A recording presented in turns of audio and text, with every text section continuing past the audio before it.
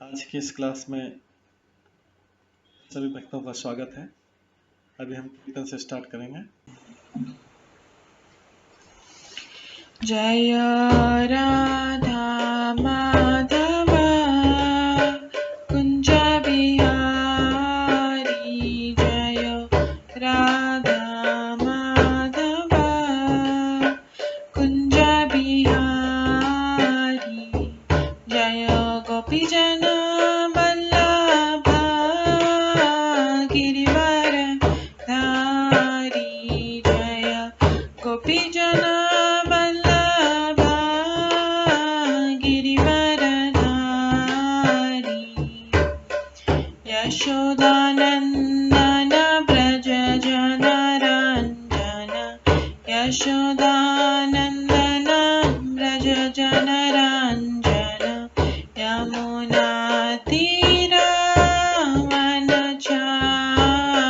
यमुना तीरावनचारी, जय राधा माधव कुंज बिहारी, जय राधा माधव कुंज बिहारी, हरे कृष्णा कृष्णा कृष्णा हरे हरे, हरे राम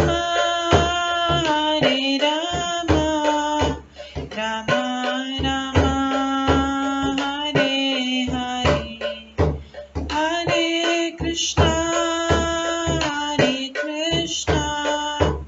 कृष्णा कृष्णा हरे हरे, हरे राम राम राम हरे हरे, हरे कृष्णा कृष्णा कृष्णा हरे हरे, हरे राम राम राम हरे हरे, हरे कृष्णा कृष्णा कृष्णा हरे हरे, हरे राम राम राम हरे हरे, हरे कृष्णा कृष्णा कृष्णा हरे हरे, हरे राम राम राम हरे हरे, हरे कृष्णा कृष्णा कृष्णा हरे हरे, हरे राम राम राम हरे हरे, हरे कृष्णा कृष्णा कृष्णा हरे हरे, हरे राम राम राम हरे हरे, जय राधा माधव राधे, जय राधा गोविंद राधे, जय गौरनताय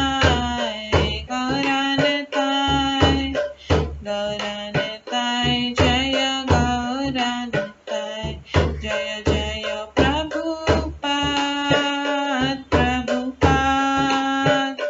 प्रभुपाद जय जय प्रभुपाद, जय जय गुरुदेव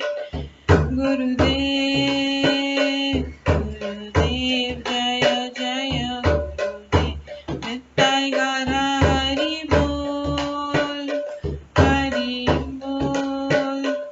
हरि बोल नित्य गौर हरि बोल। गौर प्रेमानंदे हरि हरि बोल। हरे कृष्णा। आज की इस क्लास में सभी भक्तों का स्वागत है। हम मंगलाचरण से स्टार्ट करेंगे। ॐ अज्ञानतिमिरन्धस्य ज्ञानाञ्जनशलाकया चक्षुरुन्मिलितं येन तस्मै श्रीगुरुवे नमः।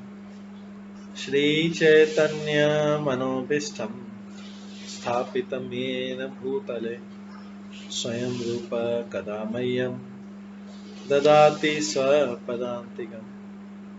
वन्देऽहं श्रीगुरो श्रीयुतपदकमलं श्रीगुरुं वैष्णवांश्च श्रीरूपं साग्रजातं सहगण रघुनाथान्वितं तं सजीवं साद्वैतं सावधूतं परिजनसहितं कृष्णचैतन्यदेवं श्रीराधाकृष्णपादान् सहगण ललिता श्रीविशाखान्वितांश्च नमो विष्णुपदाय कृष्णपृष्ठाय भूतले श्रीमते भक्तिवेदान्त स्वामिन्निति नामिने।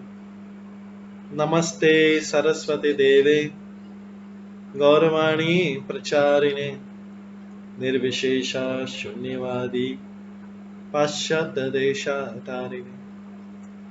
वाञ्छाकल्पतरुभ्यश्च कृपा सिन्धुभ्येव च पतितानां पावनेभ्यो वैष्णवेभ्यो नमो नमः। जय श्री कृष्ण चैतन्य प्रभु नित्यानंद श्री अद्वैत गदाधर शिवासादि गौर भक्तवृंद। हरे कृष्णा कृष्णा कृष्णा हरे हरे, हरे राम राम राम हरे हरे। ओम नमो भगवते वासुदेवाय। ओम नमो भगवते वासुदेवाय। ओम नमो भगवते वासुदेवाय। नारायणं नमस्कृत्य नरं चैव नरोत्तमं देवीं सरस्वतीं व्यासं ततो जयमुदीरये। नष्टप्रायेषु भद्रेषु नित्यं भागवत सेवया भगवते उत्तम श्लोके भक्तिर्भवति नैष्ठिकी। कृष्णाय वासुदेवाय देवकी नंदनाय च नन्दगोपकुमाराय गोविन्दाय नमो नमः। सर्ववेदान्तसारमे श्रीभागवतम् इष्यते तद्रसामृतात् नान्यत्र स्याद्रति क्वचित्। आराध्यो भगवान् ब्रजेश तनयस्तनधाम वृन्दावन रम्या काचिदुपासना व्रजवधूवर्गेण या कल्पिता। श्रीमद्भागवतं प्रमाणम् अम्लं प्रेम कुमार्थमः श्रीचैतन्य महाप्रभुमतम् इदं तत्रादरो न परम्। मूकं करोति वाचालं पङ्गुलङ्घयते गिरिं यत्कृपातमहं वन्दे परमानन्दमाधवम्। हरे कृष्णा।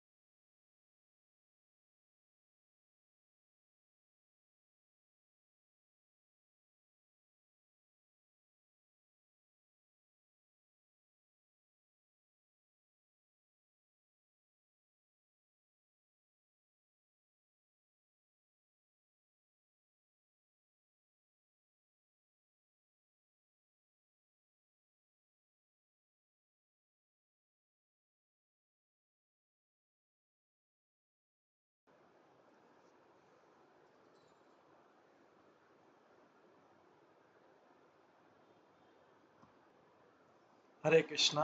आज की इस क्लास में सभी भक्तों का स्वागत है। कल हम श्रवण कर रहे थे श्रीमद् भागवतम के 8वें स्कंद के 11वें अध्याय से। बलि महाराज से वामन देव द्वारा दान की याचना।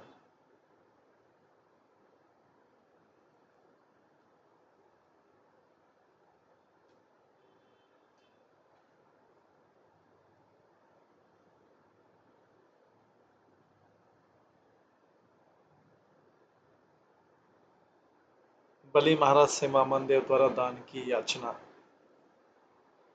कल श्रवण कर रहे थे, जिसमें वामन देव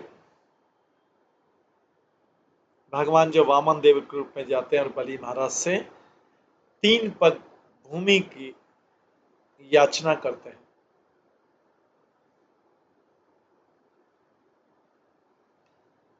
बलि महाराज बार बार वामन देव से बोलते हैं कि आप और भी दान ले सकते हैं, आप जो चाहे मांग सकते हैं।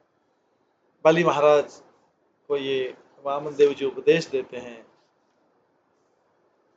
कि मुझे केवल 3 पग भूमि चाहिए, व्यक्ति को अपनी आवश्यकता से अधिक दान लेना नहीं चाहिए। और यहाँ पर बताया गया प्रभुपाद में, दान लेने का अधिकार केवल ब्राह्मणों को है, उच्च कोटि के ब्राह्मणों को है। शुक्राचार्यों ने मना करते हैं दान देने के लिए। उन्हें शुक्राचार्य बोलते हैं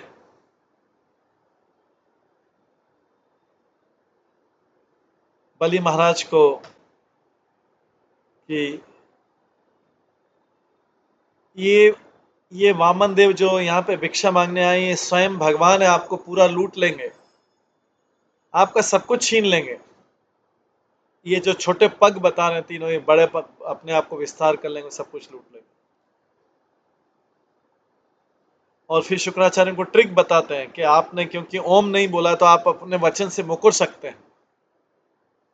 सारी गलत चीजें सिखाई जा रही, गलत चीजों की सलाह। क्या केवल किस लिए? केवल किस लिए? अपने स्वार्थ के लिए कि अगर ये मेरा शिष्य सब कुछ दान में दे देगा तो मेरे लिए क्या दक्षिणा बचेगी। हर कोई व्यक्ति किसी को सलाह देता है तो उसको सलाह देके उसको अपना स्वार्थ में रख के कि मेरे लिए क्या बचेगा, सब कुछ ही दान में दे देगा। उसको पता है कि भगवान सब कुछ ले लेंगे, भगवान सब कुछ ले लेंगे, छीन लेंगे, तो मेरे लिए क्या बचेगा। तो भगवान को दान देने से रोक रहे हैं उनके गुरु जो शुक्राचार्य हैं। किससे रोक रहे हैं? कितना बड़ा वो कर रहे हैं, भगवान को दान देने से रोक रहे हैं।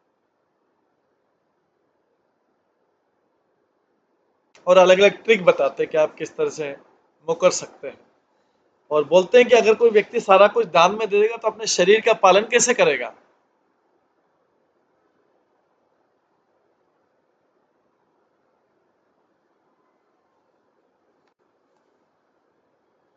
तो शरीर सूख जाएगा।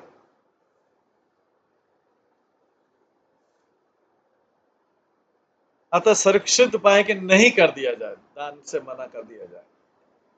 लेकिन ये जो कर रहा है, कर सकता है, संसार में कर सकता है, कोई भी किसी को भी देने से मना कर सकते हैं, कोई पाप भी नहीं लगेगा। लेकिन यहाँ पर सामने कौन है? भगवान है।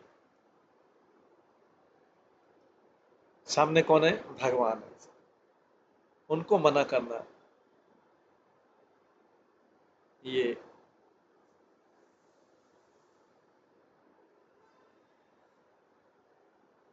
बहुत बड़ा अपराध हो जाएगा।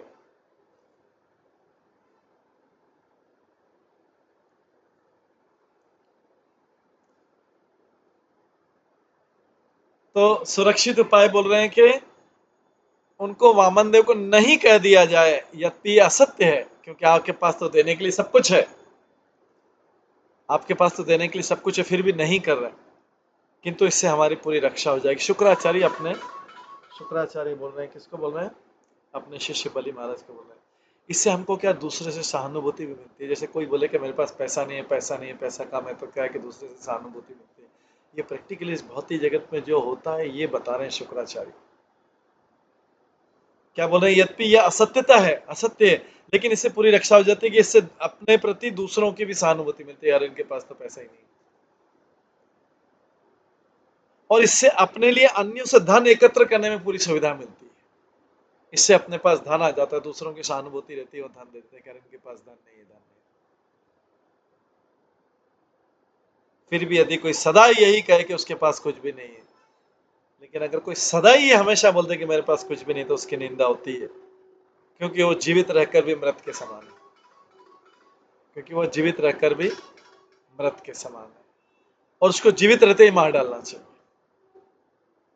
जो सदा भिक्षा मांगता रहता है, जो कभी संतुष्ट नहीं होता, उसको बोल रहे हैं कि जीवित रहकर भी मृत है, उसे जीवित ही मार डालना चाहिए। जो हमेशा बोलता है कि उसके पास कुछ भी नहीं है, उसकी निंदा होती है, और बाकी समय वो नहीं बोल के अपनी सहानुभूति एकत्र करता है, दूसरों से, अन्यों से धन एकत्र करने में उसको सुविधा मिलती है कि दूसरे लोग सहानुभूति करें। तो यहाँ पे शुक्राचार्य, हालांकि शुक्राचार्य भी गलत नहीं बोल रहे हैं, लेकिन ये निम्न जगह पे लिखा हुआ, निम्न शास्त्रों का कि जिसके पास कुछ भी नहीं, जो सदा ये बोलता है कि उसके पास कुछ भी नहीं, उसकी निंदा होती है, क्योंकि जीवित रहकर ही मृत है, या उसे जीवित ही मार डालना चाहिए।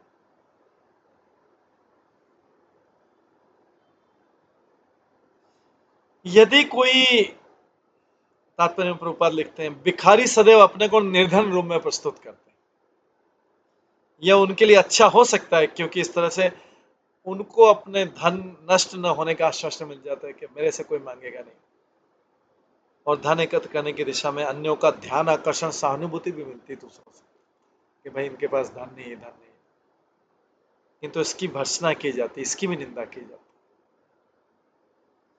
यदि कोई जानबूझ करके मांगने को, भिक्षावृत्ति को अपना पेशा बना लेता है, प्रोफेशन बना लेता है, तो जीवित ही मृत माना जाता है, या अन्य दृष्टिकोण में से झूठे व्यक्ति को जीवित ही मार देना चाहिए।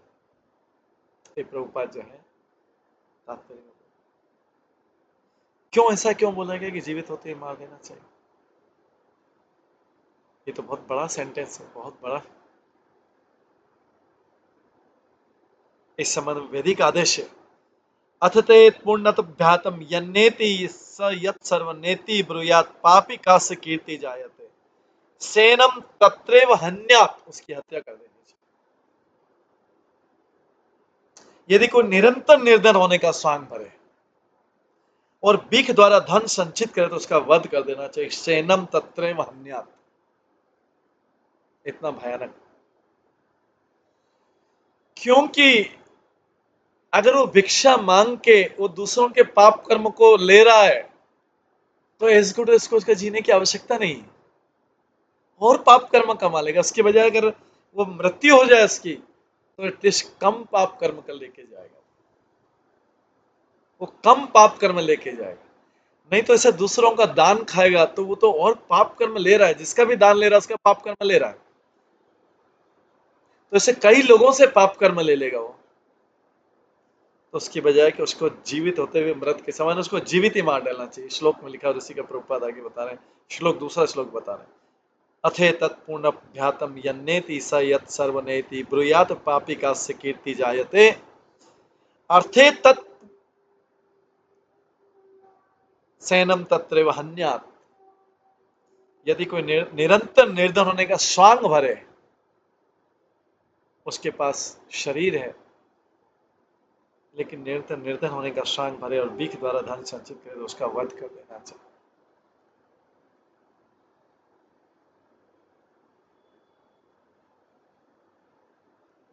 तो कितना भयानक है किसी के धन को लेना है, किसी के धन खाना, शरीर होते हुए भी।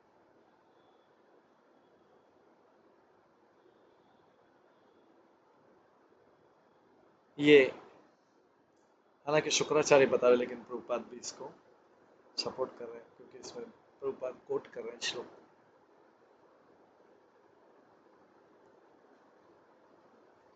असत्य कब कब बोल देना चाहिए, शुक्राचार्य बता रहे हैं, स्त्रीषु नर्म विवाहे च वृत्ति अर्थे प्राण संकटे गो ब्राह्मण अर्थे हिंसायाम नानुक्रम स्यात् जगत स्वेतम।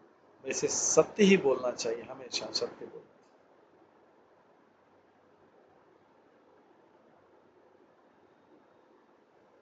लेकिन कुछ परिस्थितियां बताई गई हैं जिसमें असत्य पैदा हो। गुरु ब्राह्मण की संस्कृति रक्षा करने की इस प्रकार से, लेकिन हमेशा सत्य बोलना चाहिए। कोई परिस्थितियां जो शास्त्र में, उसी में असत्य लाओ। इस प्रकार से कल हमने श्रवण किया। आज उसी के आगे 20वें अध्याय से श्रवण करेंगे, बलि महाराज द्वारा ब्रह्मांड समर्पण।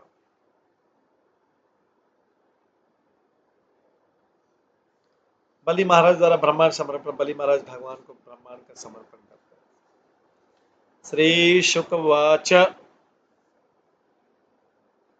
बलिरेवं गृहपति कुलाचारेण भाषितः तूष्णीं भूत्वा क्षम राजन् उवाच वहित गुरुम।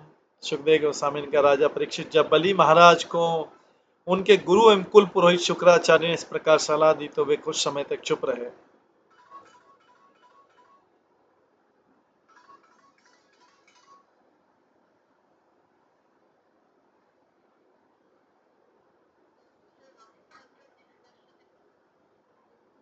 सुखदेव के समय राजा परीक्षित जब बलि महाराज को उनके गुरु एवं कुल पुरोहित शुक्राचार्य ने इस प्रकार सलाह दी तो बलि महाराज कुछ समय तक चुप रहे। फिर पूर्ण विचार विमर्श के बाद अपने गुरु से इस प्रकार बोले।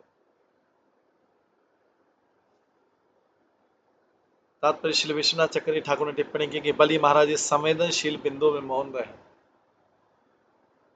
वे अपने गुरु शुक्राचार्य के आदेश की अवज्ञा कैसे कर सकते थे।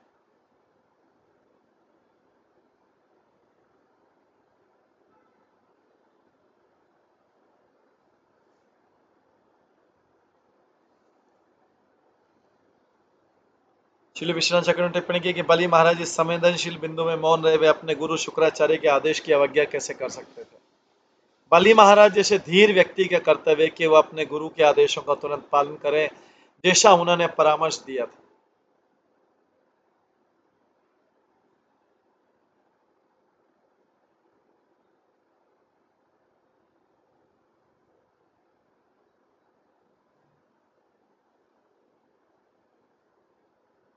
बलि महाराज जैसे धीर व्यक्ति का कर्तव्य कि अपने गुरु के आदेशों का तुरंत पालन करें, जैसा उन्होंने परामर्श दिया। किंतु बलि महाराज ने यह भी विचार किया कि शुक्राचार्य का गुरु स्वीकार नहीं किया जा सकता क्योंकि वे गुरु के कर्तव्य से विमुख हुए। शास्त्र के अनुसार गुरु का कर्तव्य कि अपने शिष्य को वापस अपने घर अर्थात भागवत धाम वापस ले जाए। यदि वह ऐसा नहीं कर सकता और उल्टे अपने शिष्य को भगवत धाम वापस जाने में बाधा पहुंचाता तो गुरु नहीं कर सकता। गुरु न सस्या। यदि कोई अपने शिष्य को कृष्ण भावना में अग्रसर होने में सक्षम नहीं बना सकता तो उसे गुरु नहीं बनना चाहिए। जीवन का लक्ष्य कृष्ण भक्त बनना है, जिससे भाव बंधन से छुटकारा प्राप्त किया जा सके। त्यक्त्वा देहं पुनर्जन्म नैति मामिति स्वजन।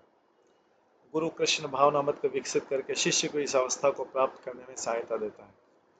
अब शुक्राचार्य ने बलि महाराज को सलाह दी थी कि वे वामन देव को दिए जाने वाले वचन से मुकर हो जाए। अतः ऐसी परिस्थिति में बलि महाराज ने सोचा कि यदि वे अपने गुरु के आदेश की अवज्ञा करेंगे तो इसमें क्या दोष नहीं होगा।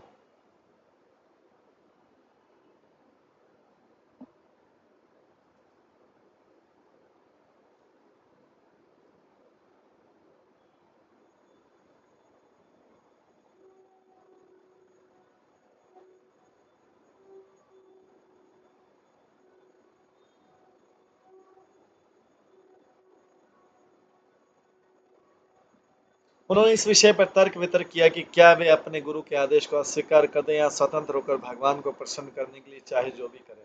इसमें उन्हें कुछ समय लगा। इसलिए कहा गया तुष्णीम भूत्वा क्षणम राजन अनुवाच व्यहितो गुरुम। इस बिंदु पर तर्क वितर्क करके उन्होंने निर्णय लिया कि प्रत्येक दशा में भगवान विष्णु को प्रसन्न करना ही, भले उसमें गुरु उपदेश की अवहेलना क्यों न करनी पड़े।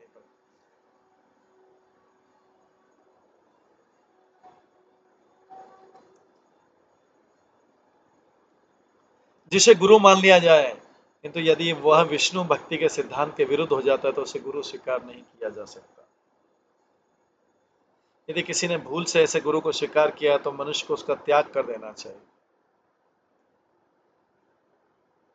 ऐसे गुरु का वर्णन इस प्रकार हुआ है। गुरु प्रत्यवलित तपस्य कार्याकार्यम जानतः उत्पत्ति प्रतिपन्नस्य परित्यागो विधीयते। श्री जी गोस्वामी ने सलाह दी कि इस प्रकार के व्यर्थ गुरु या कुल गुरु को त्याग देना चाहिए और सही प्रामाणिक गुरु को स्वीकार करना चाहिए। षट्कर्म निपुणो विप्रो मंत्र तंत्र विशारदः अवैष्णवो गुरु च्याद वैष्णवों से पचो गुरु।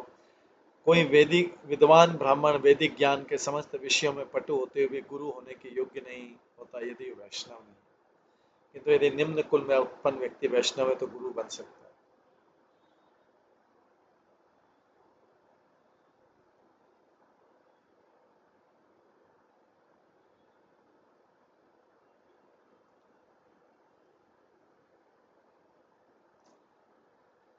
श्रीबलि उवाच सत्यं भगवता प्रोक्तं धर्मायं ग्रहमेदिनाम् अर्थं कामं यश वृत्तिं येन बाधित करहिचित्। बलि महाराज ने कहा जैसा कि आप कह चुके, जो धर्म किसी के आर्थिक विकास, इंद्रिय तृप्ति, यश तथा जीविका के साधन में बाधक नहीं होता, वही गृहस्थ का असली धर्म।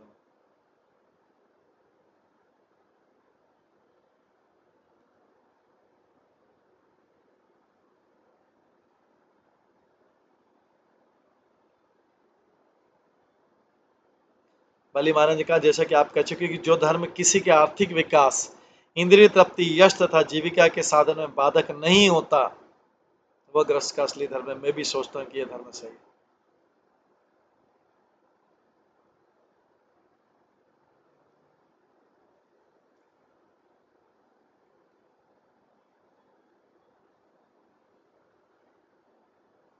तात्पर्य बलि महाराज द्वारा शुक्राचार्य को दिया गया गंभीर उत्तर भावपूर्ण है। शुक्राचार्य ने इस बात पर बल दिया कि मनुष्य को जीविका का भौतिक साधन, उसका भौतिक यश, इंद्रिय तृप्ति तथा आर्थिक विकास उचित तरीके से बने रहना चाहिए। भौतिक मामलों में रुचि रखने वाले गृहस्थ का पहला कर्तव्य कि उसका ध्यान रखें। यदि कोई धार्मिक सिद्धांत किसी की भौतिक दशा को प्रभावित नहीं करता तो उसे स्वीकार करना चाहिए। इस समय कलयुग में ये विचार अत्यंत प्रधान है। कोई भी व्यक्ति ऐसा धर्म स्वीकार करने को तैयार नहीं है जो भौतिक संपन्नता में बाधक हो।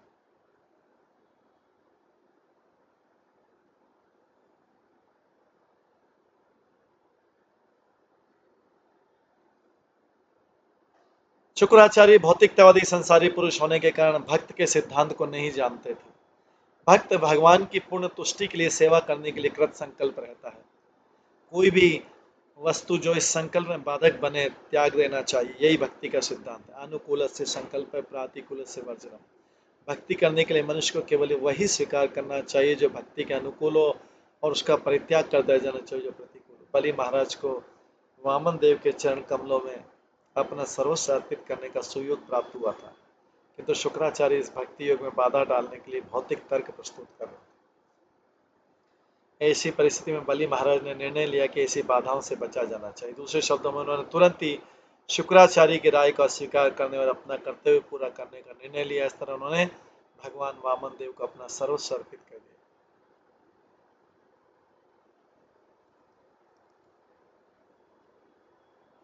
सचाहम वित्त लोभेन प्रत्याचक्षे कथम द्विजम प्रतिशुत्य ददामीति प्रहलादी कितव यथा। मैं प्रहलाद का, महाराज प्रहलाद का पुत्र हूँ। जब मैं पहले कह चुका हूँ कि मैं ये भूमि दान में दूंगा, तो फिर धन के लालच से मैं अपने वचन से किस तरह विचलित हो सकता। बलि महाराज अपने गुरु को ही बोल रहे हैं, मैं अपने वचन से कैसे विचलित हो सकता।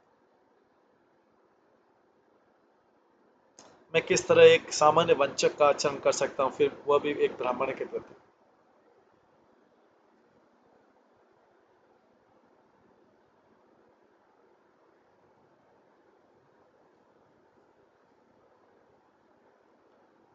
तात्पर्य बलि महाराज को पहले ही उनके पितामह प्रहलाद महाराज आशीर्वाद दे चुके थे,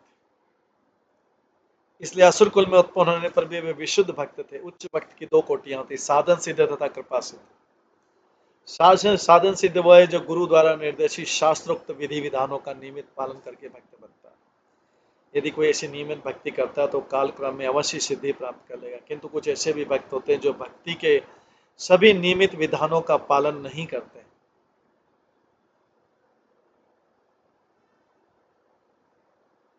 किंतु गुरु तथा कृष्ण की विशेष कृपा से तुरंत ही शुद्ध भक्ति में सिद्धि प्राप्त किए होते हैं।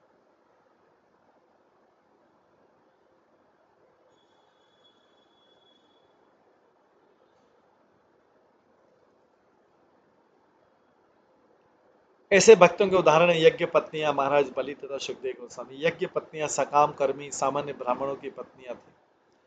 यद्यपि ये ब्राह्मण अत्यंत विद्वान तथा वैदिक ज्ञान में निपुण थे, किंतु उन्हें कृष्ण बलराम की कृपा प्राप्त नहीं हो पाई थी, जबकि उनकी पत्नियों ने स्त्रियां होते हुए भक्ति में पूर्ण सिद्धि प्राप्त कर ली थी। इस प्रकार बेरोचनी बलि महाराज को प्रहलाद महाराज की कृपा प्राप्त थी, और प्रहलाद महाराज की कृपा के बल पर उन्हें भगवान विष्णु की कृपा भी प्राप्त हो गई, जो उनके समक्ष ब्रह्मचारी भिक्षु के रूप में प्रकट हुए थे। इस प्रकार बलि महाराज कृपा सिद्ध बन गए, क्योंकि उन पर गुरु तथा कृष्ण दोनों की विशेष कृपा दृष्टि थी। चैतन्य महाप्रभु ने इस कृपा की पुष्टि की। गुरु कृष्ण प्रसाद पाए भक्ति लता बीज। प्रहलाद महाराज की कृपा से बलि महाराज को भक्ति का बीज मिला था, और जब ये बीज विकसित हुआ तो उन्होंने सेवा का परम फल अर्थात ईश्वर प्रेम भगवान वामन देव के तुरंत प्रकट होने पर मिला। प्रेम पुमर्थ महान। बलि महाराज भगवान की नियमित भक्ति करते थे, और चूंकि वे शुद्ध हो चुके थे, अतः भगवान उनके समक्ष प्रकट हुए। भगवान के प्रति अनन्य प्रेम के कारण ही उन्होंने तुरंत निर्णय लिया कि मैं इस वामन ब्राह्मण को उसका मुंह मांगा दान दूं। यह प्रेम का चिन्ह इस प्रकार बलि महाराज को कृपा सिद्ध माना जाता है, जिन्होंने भक्ति में उच्चतम सिद्धि विशेष कृपा से प्राप्त की।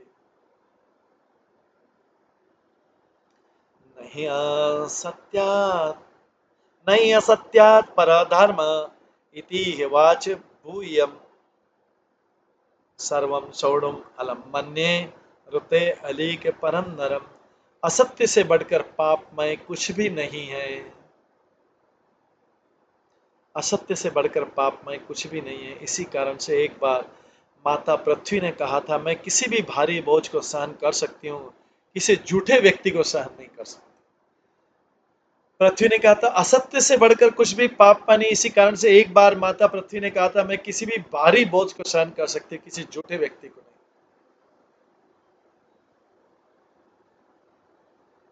तात्पर्य पृथ्वी पर अनेक विशाल पर्वत तथा सागर हैं जो अत्यंत भारी हैं, और उनको धारण करने में माता पृथ्वी को कठिनाई नहीं होती, किंतु वह अपने को तब अत्यधिक बोझिल अनुभव करती जब उसे एक भी झूठे व्यक्ति को वहन करना पड़ता। कहा जाता है कि कलयुग में असत्य एक सामान्य बात है। माये व्यवहारिक है, यहाँ तक कि सामान्य व्यवहार में भी लोग अनेक झूठ बोलने के आदी होते हैं। कोई भी झूठ बोलने के पाप फलों से मुक्त नहीं है। ऐसी परिस्थिति में कोई भी अनुमान लगा सकता है कि पृथ्वी कितनी बोझिल हो चुकी है। पृथ्वी क्या सारा ब्रह्मांड बोझिल है।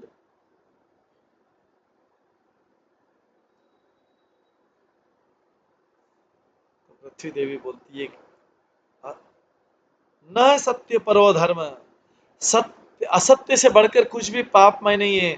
इस कारण से एक बार माता पृथ्वी ने कहा था, मैं किसी भी भारी बोझ को सहन कर सकती हूँ, किंतु किसी झूठे व्यक्ति को सहन नहीं कर सकती। यहाँ प्रभुपाद बोल रहे हैं, लोग सामान्य व्यवहार में भी अनेक लोग झूठ बोलने के आदी होते हैं, एक्सपर्ट होते हैं, प्रैक्टिस होती है। कोई भी झूठ बोलने के पाप फलों से मुक्त नहीं हो पाता। ऐसी परिस्थिति में कोई भी अनुमान लगा सकता है कि पृथ्वी पे कितना भार बढ़ गया है, पृथ्वी कितनी बोझिल हो चुकी है, पृथ्वी क्या सारा ब्रह्मांड बोझिल हो चुका है झूठ बोलने वालों से।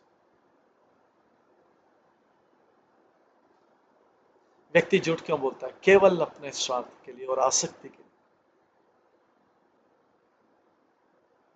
क्योंकि उसको उसकी जिससे आसक्ति, उसके लिए उसको छुपाना पड़ता है, असत्य बोलना पड़ता है, उसको रक्षा करनी पड़ती है, उसको प्रोटेक्ट करना पड़ता है, उसके बारे में छुपाना पड़ता है, उसके बारे में चीटिंग करना पड़ता है, धोखा देना पड़ता है दूसरे को। हालांकि झूठ कभी भी छिपा नहीं रह सकता ज्यादा समय तक, पता लग जाता है, लेकिन समय समय की बात है। लेकिन झूठ बोलने वाले के व्यक्ति को पता नहीं रहता कि सबको पता लग गया, वो फिर भी झूठ बोलता रहता है, असत्य बोलता रहता है, उस चक्रव्यूह में फंस जाता है, असत्य पे असत्य, क्योंकि एक असत्य के लिए फिर दूसरा, दूसरे के लिए तीसरा असत्य, तीसरे के लिए चौथा असत्य बोलना पड़ता है। लेकिन भगवान तो सबको इतनी बुद्धि देते हैं कि पता लग जाता है, लेकिन फिर भी वो शांत रहते हैं, चुप रहते हैं, पता लगने पर भी चुप रहते हैं। तो ऐसी परिस्थिति में कोई भी अनुमान लगा सकता है कि पृथ्वी पे कितना बोझिल हो चुका है। जब पृथ्वी बोल रही है श्लोक में, सर्व सोडो मलम मन्ये ऋते लीक परम नरम, मैं किसी भी भारी बोझ को सहन नहीं कर सकती, किसी भी भारी बोझ को सहन कर सकती हूँ, पर्वतों का, नदियों का, किसी झूठे व्यक्ति को नहीं सहन। और असत्य से बढ़कर पाप में कुछ भी नहीं, क्योंकि झूठ और चीटिंग एक जैसे लिंक है एक दूसरे से। किसी को धोखा देना है तो चीट कर झूठ बोलना पड़ेगा।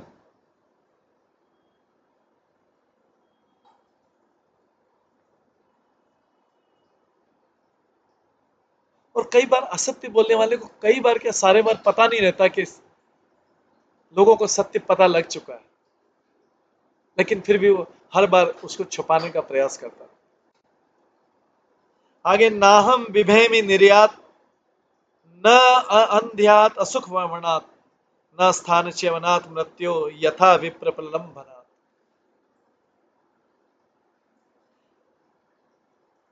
अब आगे चीटिंग का बता रहे हैं। बलि महाराज बोलते हैं, मैं नरक, दरिद्रता, दुख रूपी समुद्र, पदच्युत होने या साक्षात मृत्यु से उतना नहीं डरता जितना कि एक ब्राह्मण को ठगने से डरता हूं मैं, जितना चीटिंग करने से मैं डरता हूं। पहले झूठ का बोला पृथ्वी ने, बोला इधर चीटिंग का बोला। मैं बोलता मैं नरक से इतना नहीं डरता हूं, मैं दरिद्रता से इतना नहीं डरता हूं। बलि महाराज बोले, मैं दुख रूपी सागर से नहीं डरता हूं, मैं अपने पद से नीचे गिरने में नहीं डरता हूं, मैं साक्षात मृत्यु से उतना नहीं डरता हूं जितना मैं एक ब्राह्मण को या वैष्णव को ठगने से डरता हूं, उसको चीट करने से डरता हूं।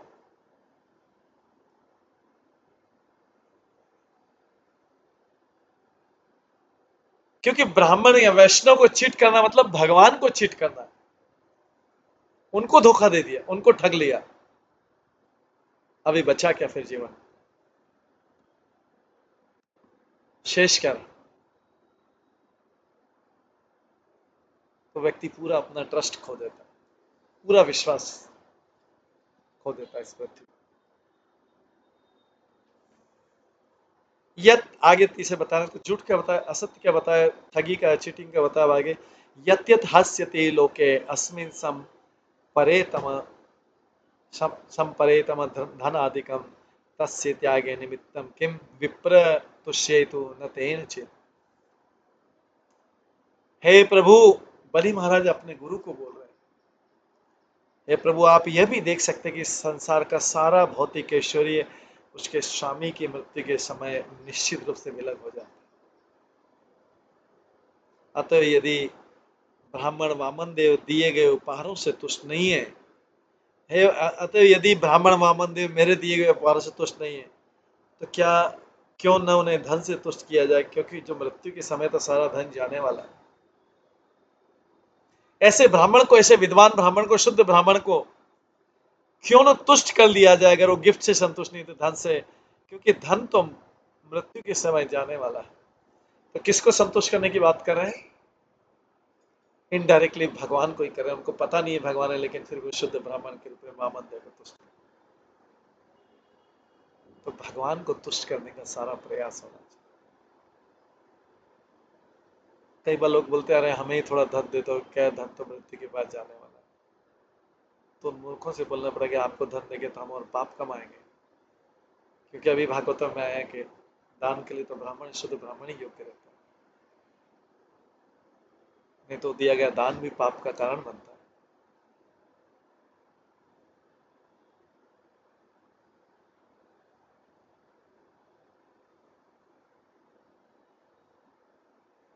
तो यहाँ पर विप्र शब्द का अर्थ ब्राह्मण होने के साथ साथ गोपनीय भी होता है। बलि महाराज ने बिना विचार विमर्श के गुप्त रीति से वामन देव को दान देने का निर्णय लिया था, किंतु चूंकि ऐसे निर्णय से असुरों तथा उनके गुरु शुक्राचार्य के दिल दुखी हो जाते, इसलिए उन्होंने अनिश्चित रूप से बात कही। शुद्ध भक्त के रूप में बलि महाराज ने पहले ही भगवान विष्णु को समस्त भूमि देने का निर्णय कर लिया था, पहले से कर लिया था निर्णय। अभी तो खाली गुरु से डिस्कशन हो रहा है।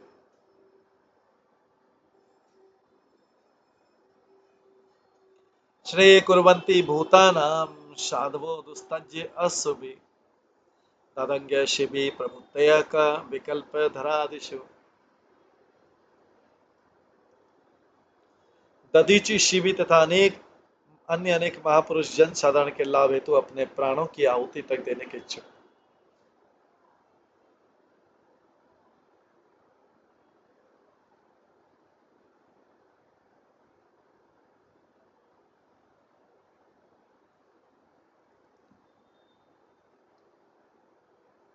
दधीची, शिवी तथा अन्य अनेक महापुरुष जन साधारण के लाभ हेतु अपने प्राणों तक की आहुति देने के इच्छुक थे। इतिहास इसका साक्षी है। तो फिर इस नगण्य भूमि को क्यों न त्याग दिया जाए, इसके लिए गंभीर सोच विचार कैसे। तो अभी बलि महाराज बोले इस भूमि को फिर त्याग ही दिया जाए, क्योंकि दधीची मुनि, शिवी जैसे अनेक महापुरुष जन साधारण के लाभ है तो अपने प्राणों तक की आहुति देने के इच्छुक थे। इतिहास इसका साक्षी है। तो फिर इस नगण्य भूमि को क्यों न त्याग दिया जाए, इसके लिए गंभीर सोच विचार कैसे। तात्पर्य, बलि महाराज भगवान विष्णु को सर्वस्व देने के लिए तैयार थे, किंतु शुक्राचार्य पेशेवर पुरोहित होने के कारण शायद उत्सुकता पर प्रतीक्षा कर रहे थे और संदेह कर रहे थे कि इतिहास में क्या कोई ऐसा साक्ष्य है जिसमें किसी ने अपना सर्वस्व दान दे दिया। किंतु बलि महाराज ने महाराज शिवी तथा महाराज दधीत के जीवंत उदाहरण प्रस्तुत किए, जिन्होंने जनता की भलाई के लिए अपने प्राण दे दिए थे। यह सच है कि मनुष्य में हर भौतिक वस्तु के प्रति विशेषतया अपनी भूमि, संतान, संबंधी के प्रति आसक्ति होती है, किंतु जैसा कि भगवत गीता में कहा गया, मृत्यु के समय सारी चीजें छीन ली जाती हैं, बलपूर्वक छीन ली जाती हैं। मृत्यु सर्वस्व हरश्चाहम, मृत्यु सब कुछ हर लेती, छीन लेती है मृत्यु। बलि महाराज से उनका सर्वस्व लेने के लिए साक्षात भगवान स्वयं प्रकट हुए। अच्छा है कि मृत्यु से पहले भगवान को ही दे दिया जाए,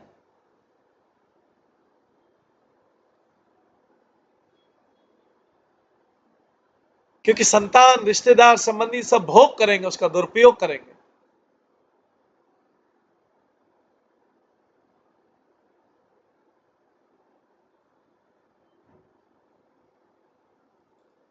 तो बलि महाराज के ऊपर भगवान की कृपा थी कि भगवान उनसे लेने के लिए स्वयं प्रकट हो गए, भगवान उनसे छीनने के लिए स्वयं आ गए। इससे बड़ी क्या कृपा हो सकती बलि महाराज की। जब मृत्यु छीने सबसे सारी चीजें और फिर छोड़ना पड़े व्यक्ति को, भगवान छीन ले तो ज्यादा अच्छा है। भगवान का छीनना भगवान की कृपा है। किंतु जो भक्त होते हैं वे भगवान को साक्षात दर्शन इस प्रकार से नहीं कर पाते। ऐसे व्यक्ति के लिए भगवान मृत्यु के रूप में आते हैं और उसका सारा धन धान्य बलपूर्वक छीन लेते हैं। ऐसी दशा में क्यों ना हम अपनी धन संपदा से विमुख होकर उसे भगवान की, विष्णु को उनकी तुष्टि के लिए समर्पित कर दें। इस प्रसंग में श्री चाणक्य पंडित का कहना है, सन्निमिते वरम त्यागो विनाशे नियते सदी। चूंकि हमारा धन एवं संपदा सदा नहीं रहने वाला है, अपितु किसी न किसी बहाने छीन जाएगा। अतः जब तक वो हमारे पास है, शेष करिए योगा कि उसका उपयोग किसी कल्याण कार्य के लिए दान में किए जाए। अतः बलि महाराज ने अपने तथाकथित गुरु के आदेश का उल्लंघन किया।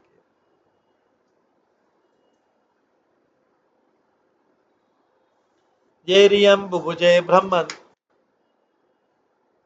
येयम भुजे ब्रह्मन् दैत्येन्द्रिय निर्वितदम्,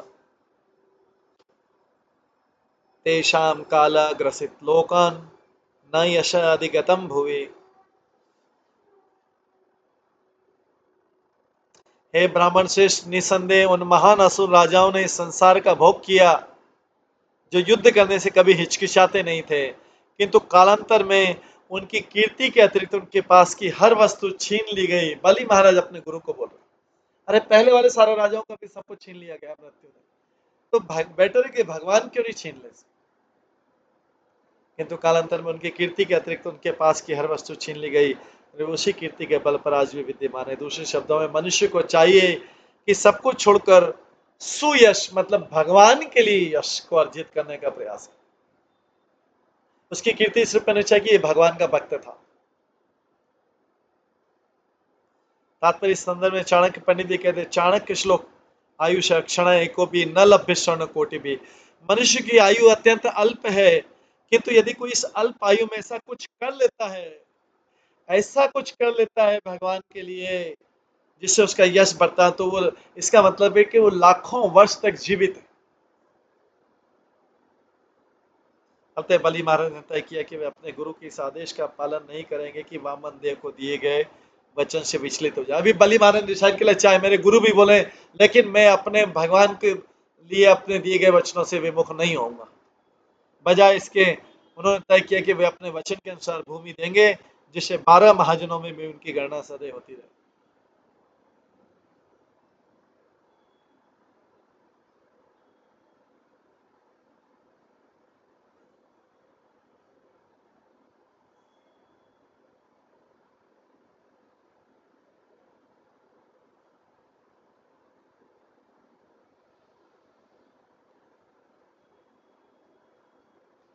सुलभा युधि विप्रशे ही अनिवृत्ता तनु त्यज न तथा तीर्थे आयाते श्रद्धया ये धन त्यज।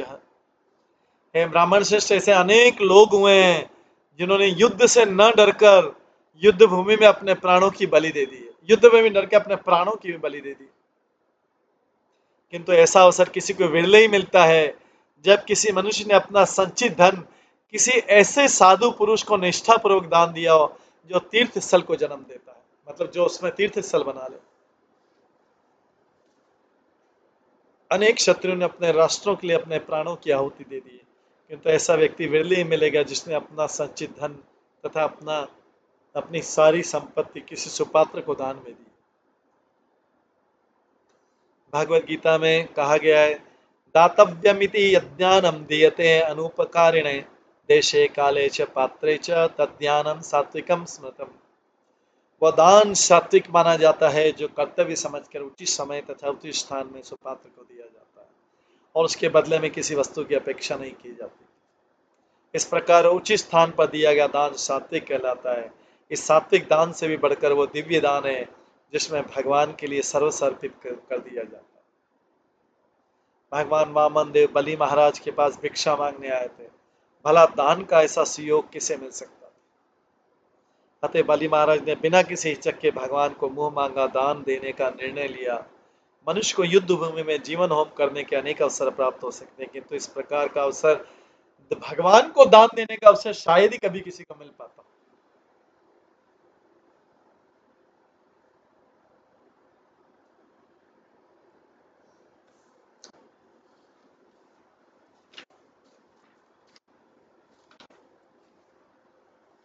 आगे बोला गया, मनस्विना कारुणिकस्य शोभनम यदर्थि कामोपनयेन दुर्गति कुतः पुनर्ब्रह्म विदाम भवादृशाम ततो ततो वटोर से ददामि वांछितम्।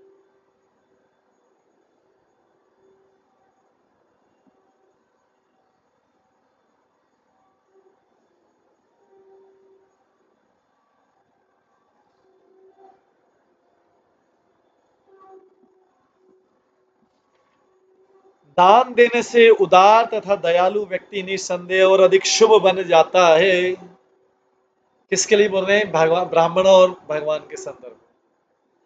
दान, इनको दान देने से उदार तथा दयालु व्यक्ति निसंदेह और अधिक शुभ बन जाता है, विशेषतः जब वो आप जैसे पुरुष को दान देता है। शुक्राचार्य को बोल रहे हैं, गुरु को बोल रहे हैं, ऐसी परिस्थिति मुझे इस लघु ब्रह्मचारी को उसका मुंह मांगा दान देना चाहिए। यहाँ पे क्लियर कर दिया किसको दान देना है? आप जैसे मतलब ब्राह्मणों को, और इस लघु ब्रह्मचारी मतलब भगवान को उसका मुंह मांगा दान देना चाहिए।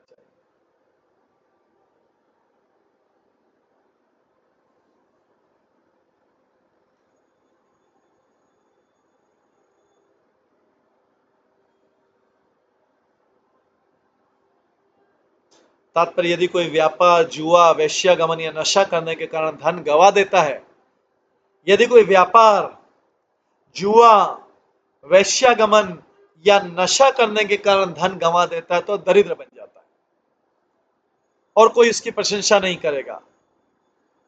किंतु यदि कोई ब्राह्मण को और भगवान को दान सारी संपत्ति देकर दरिद्र बनता है तो वह विश्व वध्य बन जाता है, सारा विश्व में उसकी पूजा होती। दोनों ने अपना धन छोड़ा, एक ने बुरे कार्यों में लगा के अपना धन छोड़ दिया, उसकी कोई प्रशंसा नहीं थी, कोई पूछता नहीं। एक ने अपना दरिद्र बना लेकिन वो सब कुछ दान देके बना, वो विश्ववंद्य बन जाता है। उसके अतिरिक्त यदि कोई उदार तथा दयालु व्यक्ति अच्छे कार्य के लिए अपना सर्वस्व दान करके अपनी दरिद्रता पर गर्व दर्शाता है तो उसकी दरिद्रता स्वागत योग्य। अच्छा काम करके दरिद्र बनता है, उसकी दरिद्रता स्वागत योग्य, और यह महापुरुष का शुभ लक्षण है। बलि महाराज ने तय किया कि वे वामन देव को अपना सर्वस्व दान देकर भले दरिद्र बन जाएं, किंतु उनका यही अभिष्ट होगा।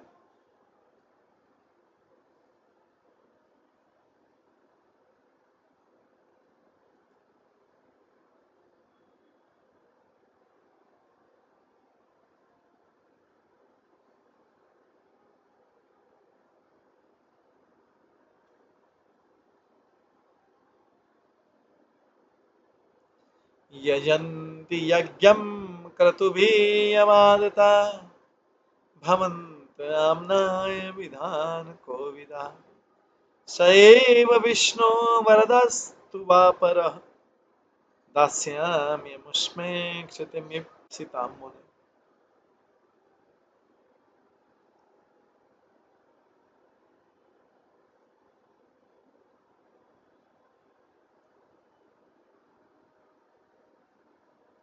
हे मामुनि, आप जैसे संत महापुरुष जो कर्म कांड तथा यज्ञ संपन्न करने के वैदिक सिद्धांतों से पूर्णतः अभिज्ञ हैं, सभी परिस्थिति में भगवान विष्णु की उपासना करते हैं।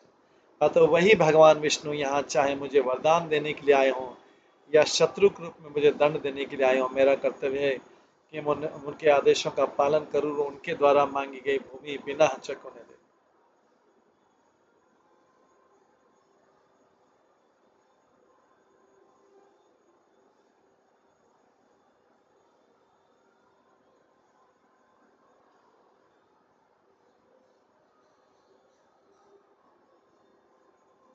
हे महामुनि, आप जैसे संत महापुरुष जो कर्म कांड तथा यज्ञ संपन्न करने के वैदिक सिद्धांतों से पूर्णतः अभिज्ञ हैं, सभी परिस्थिति में भगवान विष्णु की उपासना करते हैं। अतः वही भगवान विष्णु यहाँ चाहे मुझे वरदान देने के लिए आए हों या शत्रु के रूप में मुझे दंड देने के लिए आए हों, मेरा कर्तव्य है कि मैं उनके आदेशों का पालन करूं, उनके द्वारा मांगी गई भूमि बिना हिचक के उन्हें दे। जैसा कि शिव जी ने कहा, आराधना नाम सर्वेशाम विष्णुराराधना परम तस्मात् परतरम देवी तदिया नाम समर्चनम। यद्यपि वेदों में अनेक देवताओं की पूजा करने की संस्तुतियां की गई, किंतु भगवान विष्णु परम पुरुष है और विष्णु पूजा ही जीवन का चरम लक्ष्य। वर्णाश्रम धर्म के वैदिक सिद्धांत समाज को संगठित करने के निमित्त थे, जिससे प्रत्येक व्यक्ति भगवान विष्णु की पूजा हेतु तैयार हो सके। वर्णाश्रमाचार्यवता पुरुषेण परः पुमान् विष्णुराराध्यते पंथा नान्यत् तत्तोष कारणम। वर्ण तथा आश्रम प्रणाली में संस्तुत कर्तव्य के सही पालन द्वारा भगवान विष्णु की पूजा की जाती है। भगवान को तुष्ट करने का अन्य कोई साधन नहीं है। अंततो गत्वा मनुष्य को भगवान विष्णु की पूजा करनी चाहिए और इस कार्य के लिए वर्णाश्रम प्रणाली समाज को ब्राह्मण, क्षत्रिय, वैश्य, शूद्र एवं ब्रह्मचारी, गृहस्थ, वानप्रस्थ तथा सन्यासी में संगठित करती है। बलि महाराज को उनके पितामह प्रहलाद महाराज ने भक्ति की समुचित शिक्षा दी थी।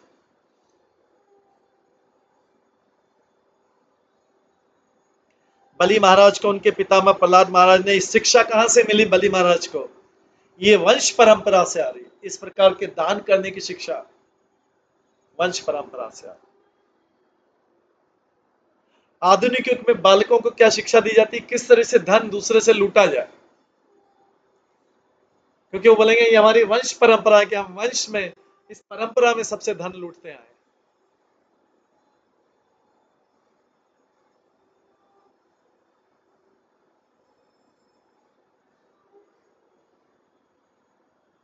यहाँ पे बलि महाराज को उनके पिता में प्रहलाद महाराज ने भक्ति की समुचित शिक्षा दी थी, दान की शिक्षा, देने की शिक्षा दी थी। जबकि आधुनिक में कैसा है, किस तरीके से लेना है धन।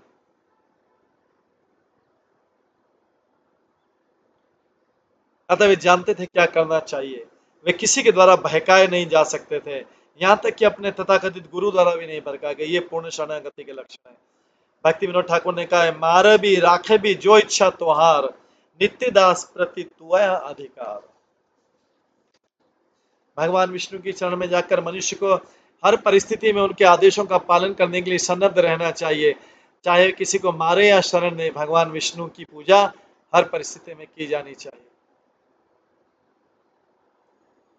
यद्यपि असो धर्मेण माम बध्नीयात् अनासंगम तथापि एनम न हिंसिष्याय भीतम ब्रह्म तनुम रिपुम। यद्यपि वे साक्षात विष्णु है, किंतु भयवश उन्होंने मेरे पास भिक्षा मांगने के लिए ब्राह्मण का वेश धारण कर रखा है। तो यहाँ पे बलि महाराज बोलते हैं वो तो मेरे पास ब्राह्मण का वेश धारण करके आए, चाहे विष्णु हो, मेरे पास तो भिक्षा मांगने के लिए ब्राह्मण का वेश धारण कर। ऐसी परिस्थिति में जब उन्होंने ब्राह्मण का रूप धारण कर रखा है, तो वे चाहे अधर्म द्वारा मुझे बंदी बनाते या मेरा वध भी करते हैं, तब भी मैं उनसे बदला नहीं लूंगा। यद्यपि मेरे शत्रुओं के छल करके मेरे पास में आ रहे, लेकिन भगवान है वो और ब्राह्मण के रूप में आए।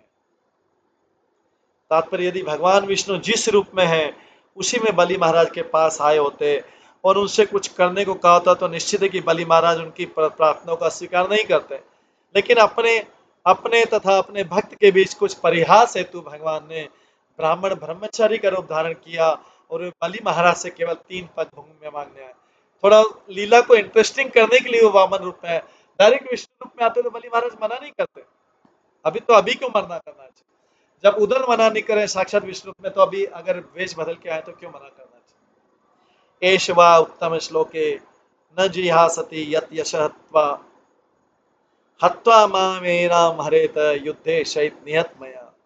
यदि ये ब्राह्मण वास्तव में भगवान विष्णु है जिसकी पूजा वैदिक स्तुति द्वारा की जाती, तो वो अपने सर्वव्यापक यश को कभी नहीं छोड़ेगा।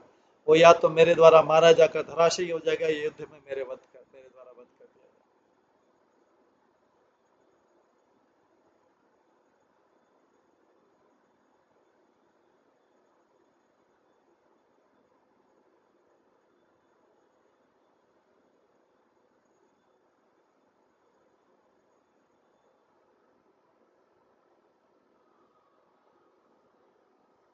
तात्पर्य बलि महाराज के इस कथन की विष्णु मारा जाकर धराशायी हो जाएगा, सीधा अर्थ नहीं लेना चाहिए, क्योंकि विष्णु किसी के द्वारा मारे नहीं जा सकते। वे सबको मार सकते हैं किंतु स्वयं नहीं मारे जा सकते हैं।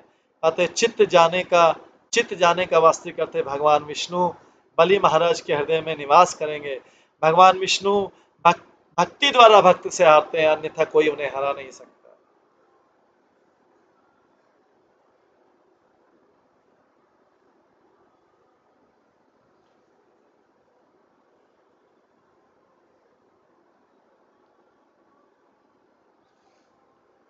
श्री शुकवाच एवं असदितं शिष्यम् अनादेश करम गुरु शशाप देव प्रहित सत्य संधनम मनस्विना। सुखदेव गोस्वामी ने कहा, तत्पश्चात भगवान से प्रेरित होकर गुरु शुक्राचार्य ने अपने उच्च शिष्य बलि महाराज को शाप दे दिया। अच्छा, मेरी बात नहीं मान रहे हो, भगवान से धोखा खाना चाहते? बलि महाराज ने बोला, हाँ भगवान से धोखा खाना चाहते, चलो मैं तुमको शाप देता हूँ। शुक्राचार्य बोलते हैं उच्च शिष्य बलि महाराज को शाप दे दिया, जो इतने उदार एवं सत्यनिष्ठ थे कि अपने गुरु के आदेशों का पालन करने के बजाय तुम उनके आज्ञा का उल्लंघन करना चाह रहे हो। बलि महाराज ने शाप दिया। तात्पर्य बलि महाराज तथा उनके गुरु शुक्राचार्य के आचरण में यही अंतर था कि बलि महाराज में तो पहले से ही ईश प्रेम विकसित हो चुका था, किंतु नैतिक कर्मकांड के पुरोहित मात्र होने के कारण शुक्राचार्य में ऐसा नहीं हो पाया था। इस प्रकार शुक्राचार्य को भगवान से कभी प्रेरणा नहीं मिल सकी कि भक्ति विकसित कर सके। भगवत गीता में स्वयं भगवान ने कहा है, तेषाम सतत युक्तानाम भजताम प्रीति पूर्वकम ददामी बुद्धि योगम तम ये नमामुपयन्ति। जो लोग निरंतर भक्ति करते हैं और प्रेम पूर्वक मेरी पूजा करते हैं, उन्हें मैं ज्ञान देता हूं जिससे मेरे पास में आ सके।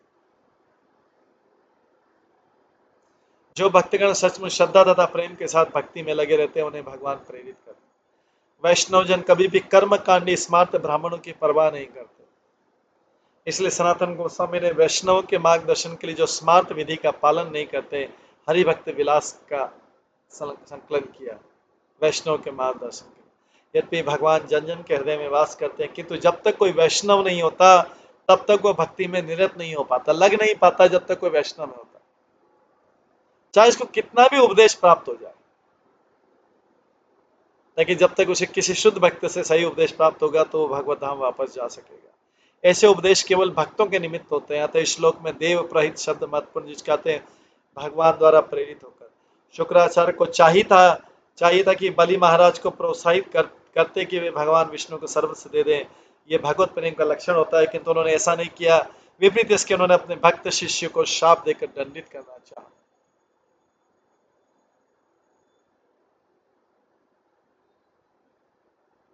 दृढ़ पंडित मान्यज्ञ स्तब्ध असि अस्मत् उपेक्षया मत शासनातिक यत्वम अचिरात भ्रश्यसे श्रिय।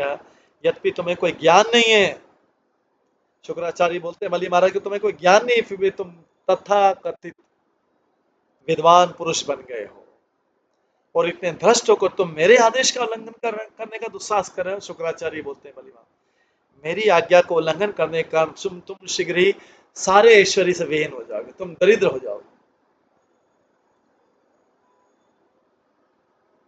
तात्पर्य श्री विश्वनाथ चक्री ठाकुर कहते हैं कि बली महाराज पंडित मानी नहीं थे, अर्थात अपने को झूठ मूठ विद्वान नहीं समझते थे, अभी तो पंडित मानज्ञ थे, अर्थात इतने पंडित थे कि अन्य सारे पंडित उनकी पूजा करते थे।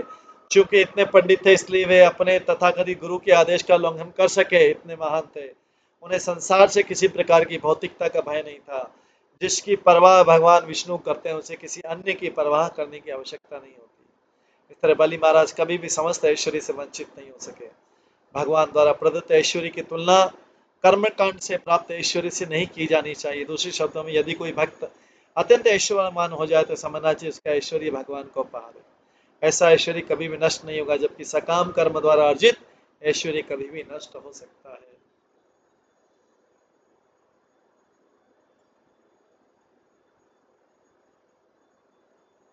एवं शब्द सो गुरुणा सत्यात न चलिता महान वामनाए ददोए नाम अर्चित्वा उदक पूर्वकम।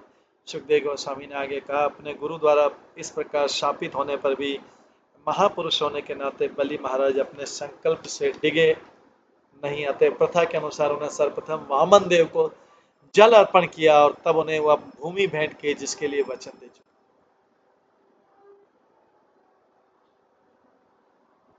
वामन देव को जल अर्पण कर दिया। विंध्यावली तदागत्य पत्नी जालन मालिनी आनिन्ये कलशम हेमम अवजयनी अपामृतम। बलि महाराज की पत्नी विद्यावली जो गले में मोतियों का हार पहने थी वहां तुरंत आई और भगवान की पूजा करने के निमित्त उनके चरण कमलों को पखारा।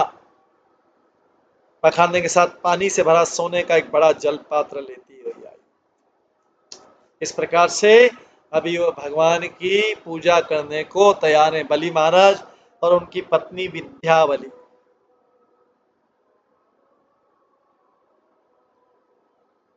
इसके बाद बलि महाराज आगे किस तरीके से अपना सब कुछ दे देते हैं ये हम आगे की क्लास में, कल की क्लास में श्रवण करेंगे।